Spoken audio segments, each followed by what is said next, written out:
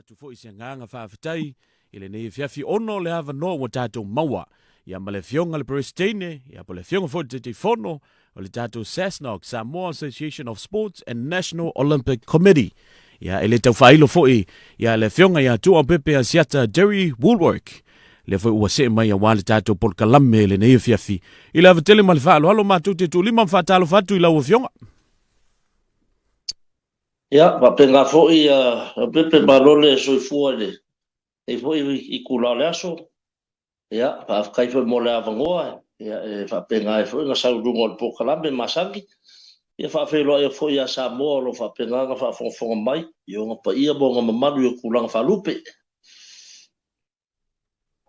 Malo whaafitai ia I lau fionga. Mātou te momuan whaafitai o le whaavanoina fo'i o lau taimi. Langona lava I le pisi whaau mga aluenga.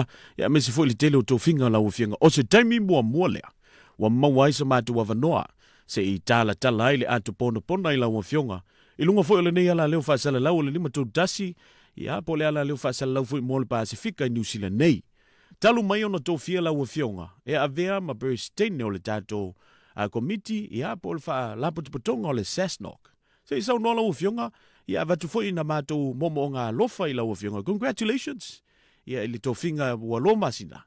Ia talo on se, mai lau fionga I le Pristine. Malo whaftai foi mo whamuanga ma. Ia manatu ia foi peringa le tua. Ia ina nei foi tō whinga I lau foi whaatawaa. Ia le foi o umaya au le tofinga foi o Pristine o tatu talunga le atunu. Ia e manatu o le tofinga tautua. O le nganga ia tau mawhainga tautua e tina e alum whana o le atunu.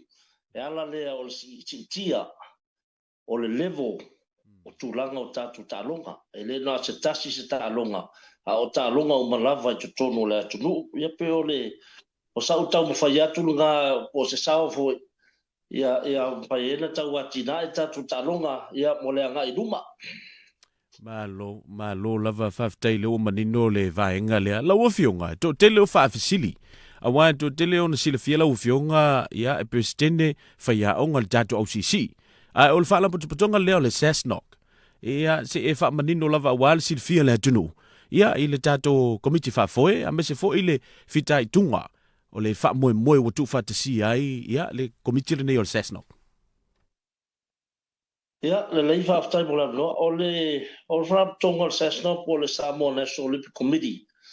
Ia pe o la tau lava lea o le autu iai talonga o malava.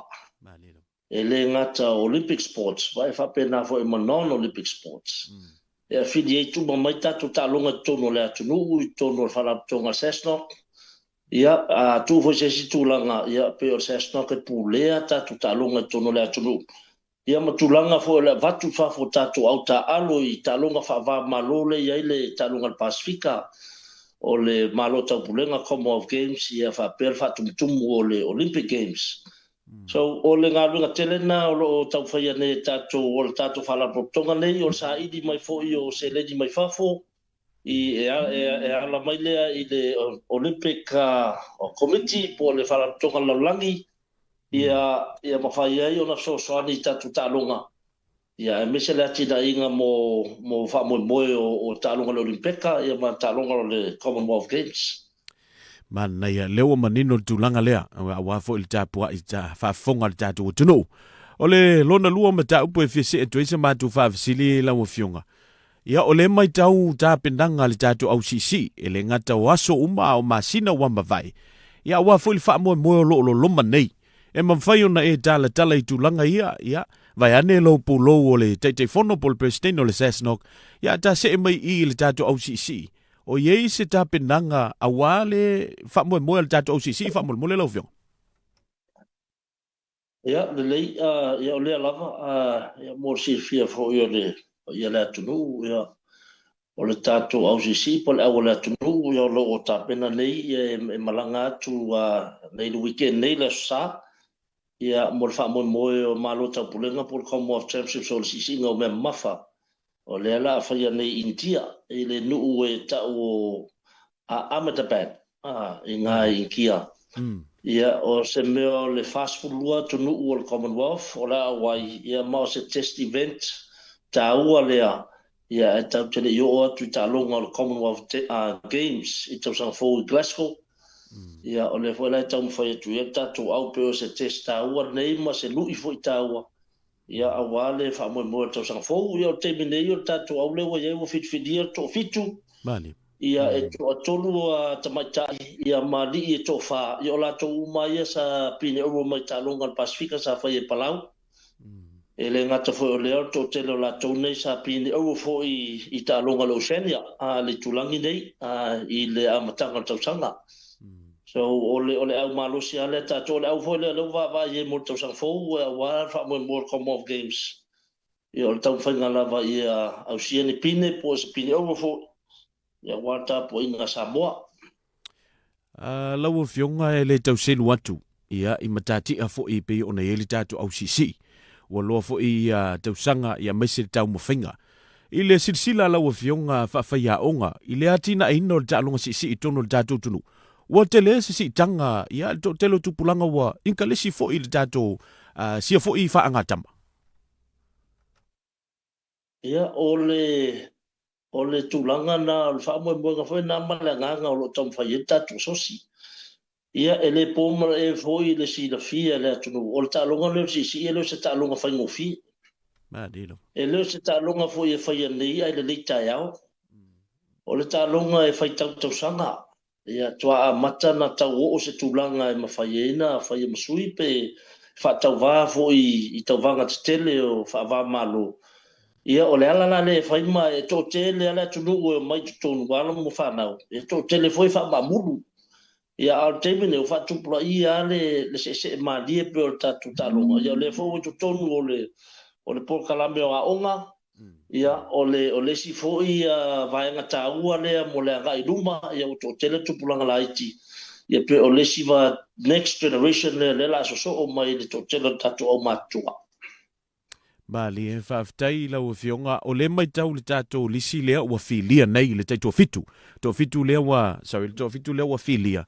Ia wā fōi li tamulisanga lea anga e atu le intia peona e taua. O le mai tau atu. O le lava e au tō vaa lava le sunga ia sa nele o tek o pelonge. Ia suisi nia fōi po sui fōi nei o alo le atunu. O lo fōi li tālonga. Ia I le silisila lau fionga o loo mai tau pia. O loo Fatuma wina pea le development. Ia inai ia fo ialo le tatu tunu. E ui lava ua leva o na finau le talonga. Ia ia morsi fia fo ia o tatu au e filia I lunga performance. E le so nga vea lava se si tatu talonga pa ia meise fo I pa avatu fafu le tatu au sisi. Ia o le lava lo tu mau peo lo fatu pula ia pele anga I pe ilu moli nei. Ia matamaita I matua nei. Ia o loo ia le nganga finau, ia e le o mawhaia fo e nisi o tupulanga laiti. Ia longa winga, o loo avea pela tō masui, ia ma e tātou au fili. Ma ia fo e le manatu o le tausanga fōu foi, o la tō fo ia o loo la whatau vā mo pine po se pine au. Ia a wase ai le atunu. So o loo tolongi de dei pea, ia ma o loo whanga solo pea tātou po kalame tō se anga, Ia le ua whai tau aso le matou wha moe moe.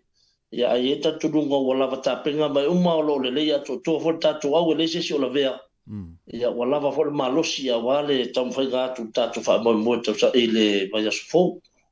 Mali, whaafitai lau o fionga. Ia, o le vaenga muli e fio o iei se whaasua se fasili fo le tatu Paul Kalamele nei fiafi lau o fionga le peristene. O lea ua whaamatu se pepa o whaamatalanga. Ia, le se tasi foi o vaenga tā ua, a o se tala whaasolopito foi talitonu mo le tātou tunu. Ia, mo le tausanga fou, ia, o le ipo le alolangi, Commonwealth weightlifting.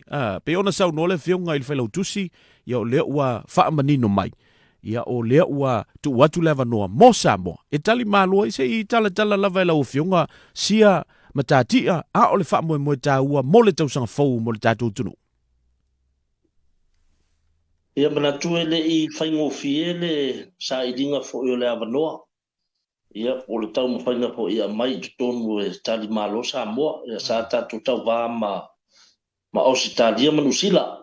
sa tau fai ave uma pitsi to tonu ia mo le hostinga fo se tau vanga ile tutulanga lea le mawalunga lea ia ele ia i foi se manatu o le a nga ia tu le World Cup o le matou wa tau whainga o se tau vanga o le e whainga o Pacific Rim ia e la vea umarte leo atunu lea le di o leo Pacific Rim ia msalo atunu sa va ia fast food ia tuatu ia male Oceania ai peita ia wa suanga la tele wa ia wa vatua foi male va avetala le mata go fio falta alo Samoa ia tuatu fatasi e maltatu Oceania Weightlifting Institute le peisi nei Samoa ia pe ua avea le mele ua faia foi ua faise faiunga fala tonga lolangi a fairo la host a mai le World Cup ia ua faingolo le World Cup 2026 ia o se teimi mo bua foi le nei ia morsi le fia foi le atunu e fitus fulu atunu i lunga o le fa pena na lofi mai tonu ia o se mea le to ono se lau le auta alu ia ma officials ma coaches ia ma le auta puai ma a inga la mai lango ia to tele la fa pena na tatu tadi malo ai ia tele foi ta penanga o le teimi nei o le tadi lava ia mautu se tatu malo i fainga filinga le atunu ona mo mia tele le tatu malo so tawau ia wale nei fa mo e le fainga fie le tau mo fie foi o le foi tau sa ili se tatu naming sponsor pai paanga foi masa company malosi tono le atunu ia ma fai na fa tino le nei o le wata pena mama o tua o le fa mo nga o le aso luas fulimo a pelila e fa tino ele tatu World Cup sei pa ia le aso ono me ia o tu sala o teimi nei ia o mautu uma me uma na officially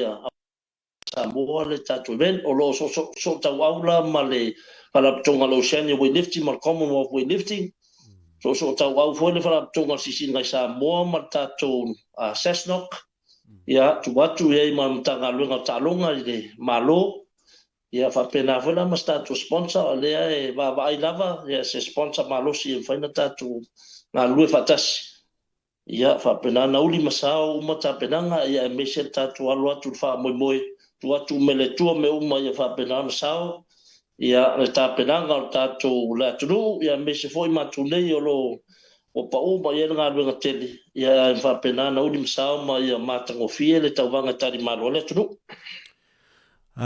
ia ele ia te matou se anga tonu e vatu e foi sa matou nganga faftai la o fionga le birthday ni matou tele tau selu foi pe ona matou ama te mea la o fionga le anga o loa tau sanga ia o le au nanga ia le lava o lava i tumutumunga o fa moenga ia pe ona ile fa moe na fa matu lo le pepa le ne o fa matalanga o ka se fia o le tonu ia te ilo lava inisi a o le matou faftai ia faftai la o fionga me se for komiti fa foi il fina winna o le avanoa walena maua ele i faingo fil fina wa le fo isa o le fo ta otol fina wa fiti la doia ia me se Australia mani sila ia ile tau au vatu lava ia o vaenga nei tele fa manuanga lau se sila lau fionga o le te taua lima se lau le ono se lau ia le fo linga o vaenga tangata e ono o fanga poto il fa mo le nei o le au ta alo fa ia onga ma tunu masalo pe fitu se fulu la fa ingo tunu ila o fionga ia apart from ile World Cup le weightlifting la so fina ngaloi e te le se fa manuanga mo Samoa le la a ngai matu lalang ia o te tonu lava te le famia le economic impact le se lendi o la lo fi mai tonu le atunu i fai business ese i tato fai hotels ia o le a tele le famia wa to tongi lava tangata nei le mai tonu ia a fai o duration o tatu tauwanga e fitu aso. Ia isi atu nuu wale la host ma le training camp prior. I le lua vai aso taluai. Ai le iyo o tatu whama mo World Cup. Ia o le au mai mo le lua vai aso, ai le iyo o nogo winga e tolu vai aso atu toa o le ai atu nuu i nei. Ia o le la whaalu se leni le atu nuu. Ia, so i o na tulanga ese o ma, me tau sami o Ia hotel so me ta whaoa o whaatanga o lava matulanga whapetei tulou. Ia o se manuia i la manatu ala le leile mo tamau ainga o Samoa ma le lolofi mai tonu o le ia o le totele fo tatu malo mai fafo ia o se ava no le lei fo nei advertise atu ai Samoa Malino. i fafo wa mo le sila fia na le mention atu o ngai atu nuu ia te tele o le au mai North Korea ia mo sila fia ele i o mai North Korea se atu nuu lava wa fa mo bo ia le o la o mal Pacific o se temi mo bo fo le nei o le o mai nei Pacific North Korea o se inga o Lucia ia o se ia tatu runga ia tatu fa'afo ia vinga le tua ia ele fa ngofia fo ile tapenanga le fa moe ia o lo talo atu fo ia ma te ngā lue fa tasi uma to tele ai o le fa penana so ta au malima fa tasi ia fa penana manuia mahalo ma uli masao le tatu fa moe pe ona ia tapenanga Mali fa ftai o le la si fesilia le fa mai na ta fa tanonga lo fionga te le vaenga le la tapene le tunu ele ngata o fa manuianga mo le tunu a le asi sila la ufianga o le a telefo ila le pressure mo le tatu au taalo ya o le lava pepe nga sila fia fo e kali malo lo tatu i talonga ele ma faina ma mai i tatu au taalo le tapoinga ale atunu ya o le a telefo le pressure i lunga tatu au ia perform ia mai pau lava na le senior fa mo ia perform o le mitanga telefone na ia o la se si message atu tu ole olimpeka mar Commonwealth a perform i luma le atu i lau ele sa ia te au lava ia le se si message atu ta po ia inga ta po sa mo atoa ia a pine o pe te pine le World Cup i luma le atu o lo ta po ia o fa tu bunga ma fa si sidinga nga ta tu fa fo i elvi inga le tua ia pe o sa matou te lele matou nga lunga pe no ta ua ele nga ta penanga o le fa moe ia a o ta penanga fo le tu o ta tu au ta al wa ele mana ia fo le me le mo ta vanga steli ia mai vivini nei la ele a ta tu ia a le ia ta tu au ta alo ia le fo le ta pena fo malesi tu le le nga to le matongo fie o le ta tu ta penanga o ta longa ma fa ta alo matulanga ia ia tau o tutusa fo mal performance o tatu au ia walta po inga la tru mana ia faftai moni au la o fionga ia o le a matou a tau mo fai pea e so tau au mala fa moenga al komiti fa foe fa lawi loa ia le matou fo imta fa yoi ia tata longo ma fa ai loa le tunu ia vaenga te itasi pe ona ele tapendanga faftai tele la o fionga ia la fatu le nei vaenga muli ia sau ndanga fo ia wale tapo inga lo fai atu ia tunu mamau ia me se fo fa moenga ia alu matam fa nau ile vai se fo pa va tu se fo mle malo faftai ia o upu masandia le tunu o fai va tapo ia e manbuia ia le manatu ia ale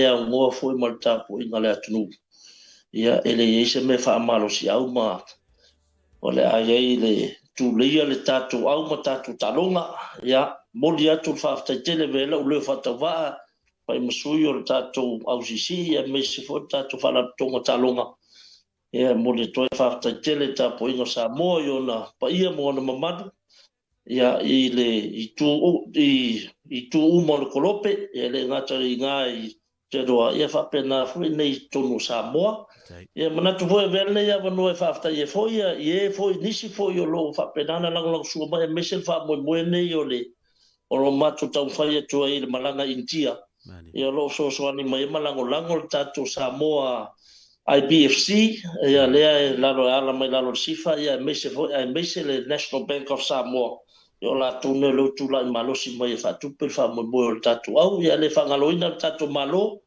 ia o le tasi le lua ia o fai tau fia se fu tau sanga ia le lango tatu malo i fa mo ese o le ia tatu talunga mese fu talunga si singa me mafa ia o se matu talanga lo fangia le tua ia i tu la fo tu le ia so ma nga luenga ma tu ma faiva pa pena na uli masao ia se taimi ta tu felo ia ta tu felo ile lo fo malanga le le ta tu faola ia faftai la o fionga ile na Samoa la fa fonga tapo ile nei afiafi le saunoanga mai le fionga ia Tuaopepe asiata Jerry Wallwork a me se fo ile fionga ile presidente o le tatu Sasnok ia po te fono fo i presidente o le UCC me ma mafa le tunu ia wata penanga o lo ta pena tu ia faftai tele mo le nei afiafi